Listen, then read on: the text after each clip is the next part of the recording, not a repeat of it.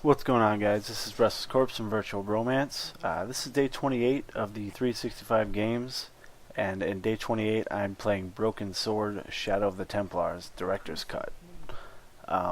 It's kind of like an adventure game, I guess. It kind of reminds me of the old Sierra adventure games that I used to play when I was growing up. So I think it's pretty cool. I'm not real sure when the game came out. I know Broken Sword's been around for a while. There are several games. I picked this up, during the Steam sale and decided to give it a shot. Actually, what I want to kind of talk about today is some of the weird shit that's going on with indie games and with the Wii U and Microsoft. I read an article about the Wii U kind of giving the brush off to Japanese indie developers, but they're allowing, indie developers from other countries to develop for the Wii U. And that just seems kind of weird to me, Nintendo is a Japanese company, and they've always kind of been iffy on third-party stuff and whatnot, and it's weird to me that they're not allowing indie developers, in Japan to make games for it. It just seems like maybe they're trying to get, I don't know, support from consumers from other countries and kind of brushing off the consumers in Japan. I mean, I could be wrong. It's a short article. I don't really... It just basically says we are not accepting applications from developers located in Japan at this time. Now, I know it says at this time, so maybe they'll be doing it later. But like I said, it just kind of seems like maybe they're trying to get, I guess, support from other countries. Maybe that's what Nintendo's been lacking all this time. That's kind of why the Wii was crap. I mean, come on.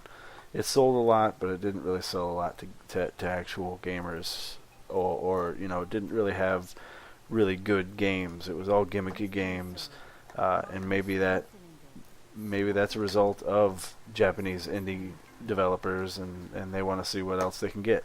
Like I said, I don't really know a whole lot about it. I just read this article, and it kind of piqued my interest.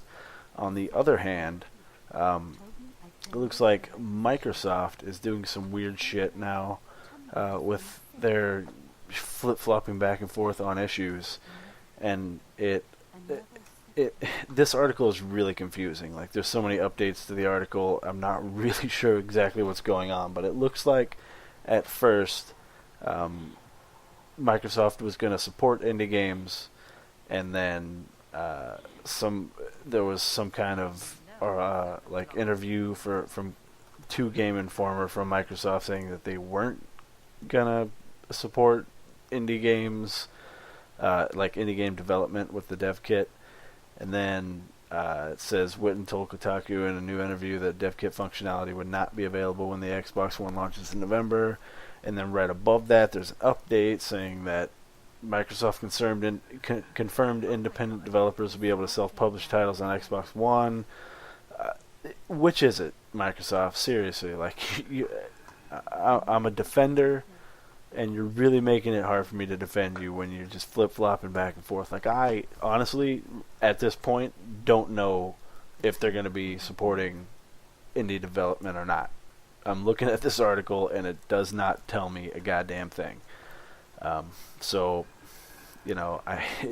it's fucked up, guys. Alright, also, I want to get into something I actually found out, or read yesterday, or not necessarily read, but I watched a YouTube video from Inside Gaming Daily, and they were talking about different packages for the Xbox One, like one without Kinect, one that's, I would assume, has maybe a smaller hard drive later on down the road that's going to be priced less than the PS3, and just different packages that had different price points.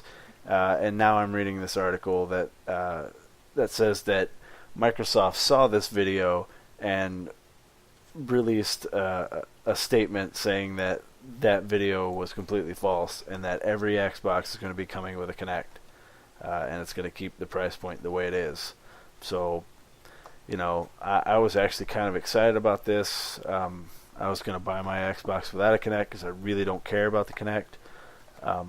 But even though I don't mind it, like I'm still going to get one, and I'm just going to hope that developers out there just kind of leave the Kinect alone, because just like the Wii, like I was just talking about, the Kinect, it's just kind of gimmicky. I mean, I don't think there are any good Kinect games out, and I know they're supposed to be doing all kinds of different stuff with the Kinect this time and making it better and blah blah blah. I really just don't care about the Kinect. I mean, sure, I guess I would like to turn my Xbox on just by, cussing at it. But if my setup really is, I barely even have to lean forward to turn my Xbox on.